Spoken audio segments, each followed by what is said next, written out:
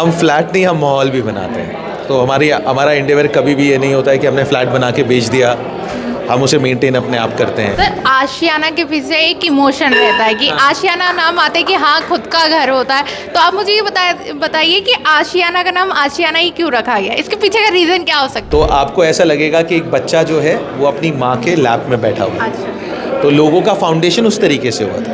तो हमेशा से ही बहुत भरोसे से काम करने की कोशिश करते हैं। तो अगर हमारे पास कोई आ रहा है और जब हमारे प्रोजेक्ट में कोई रहे तो उसको वही फीलिंग आए। जो लोग फ्लैट्स देख रहे हैं या खरीदने वाले आप उनको क्या कहोगे कि आशियाना क्यों चुनना चाहिए आप? You want to invest and look for 5 years down the line, you want to look for some appreciation there.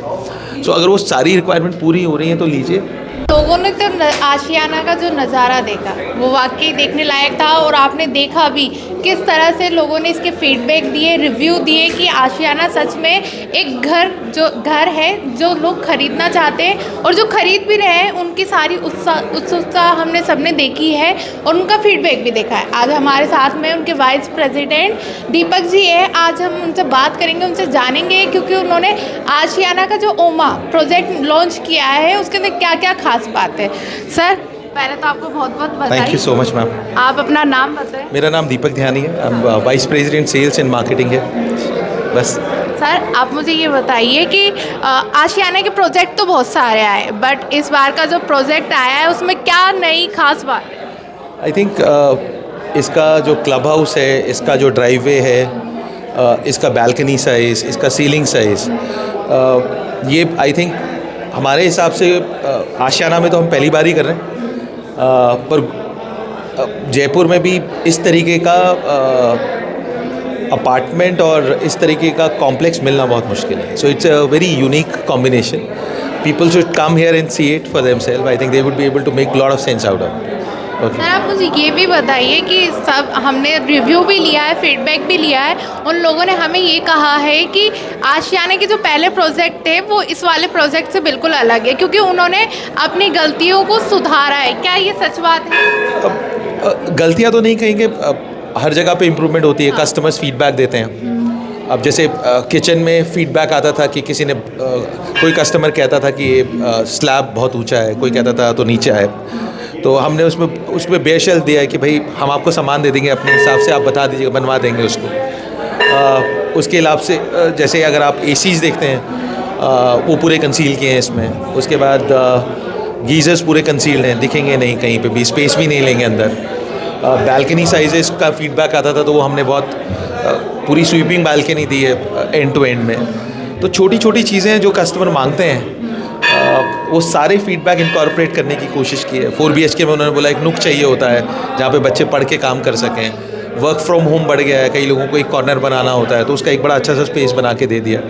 कई लोग चाहते हैं कि घर का सेंटर मंदिर हो तो उसका स्पेस अलग से निकल गया। सो वो सारी चीज़ें जो भी फीडबैक था, अब जितना कर सकते थे वो कोशिश तो बहुत अच्छी की है। लोग फ्लैट्स खरीदते हैं तो एक बार के लिए सोचते हैं कि क्वार्टर्स टाइप के ना हो, तो इसके अंदर कितना स्क्वायर फीट है या कितना फ्री स्पेस है उसके बारे में बताएं। Ground coverage is I think 17% यहाँ पे हमारा बहुत कम ग्राउंड कवरेज दिया है हमने इसमें।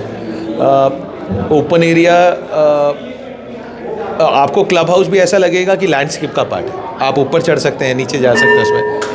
बच्चों को बड़ा मज़ा आने वाला है। So it's a very unique proposition, but ये वो चीज़ है कि जब तक बंदा देखेगा नहीं उसको समझ में नहीं आएगा।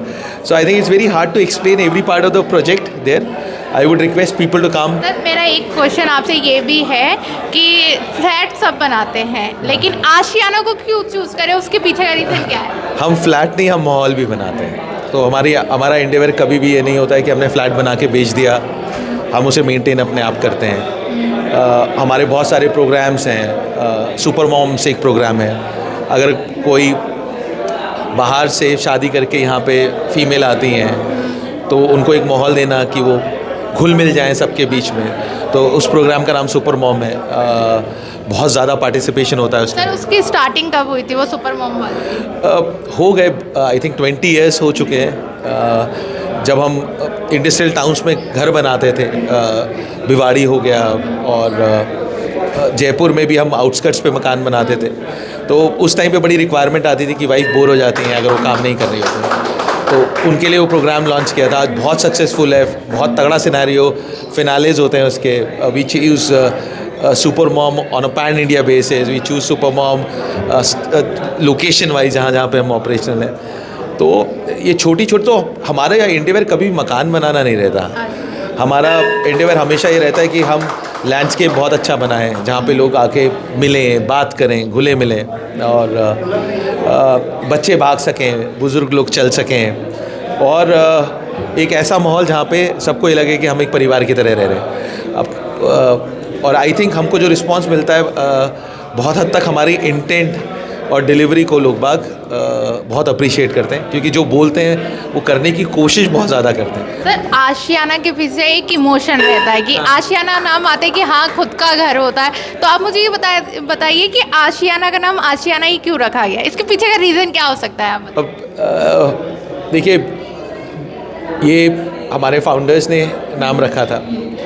अगर आप इसका लोगो, जो ओरिजिनल लोगो अगर आप देखते हैं, तो आपको ऐसा लगेगा कि एक बच्चा जो है वो अपनी माँ के लैप में बैठा हुआ है। तो लोगों का फाउंडेशन उस तरीके से हुआ था।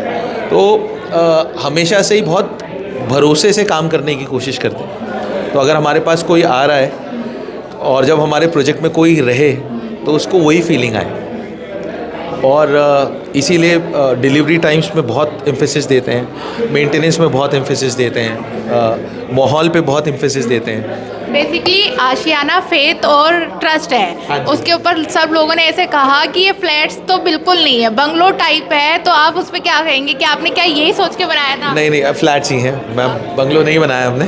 ओके, थोड़ा सा बड़ा बनाया है, साइजेस थोड़े बड़े हैं इसके।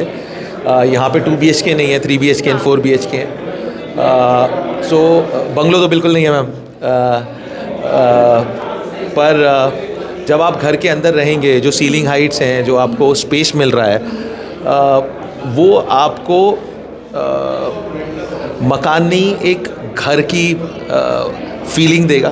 सर, आप मुझे ये भी बताइए कि पहले की जनरेशन तो सही थी कि फ्लैट्स के मामले में इनमें सब, लेकिन अब जो नई जनरेशन आ रही है या हम जेन जी है, तो आप उनको अट्रैक्ट करने के लिए या आप ऐसा क्या नया लेकर आ रहे हो जिससे वो लोग भी आपसे कनेक्ट हो सके? देखिए, हमारे हिसाब से चाहे आप हो चाहे मैं हूँ,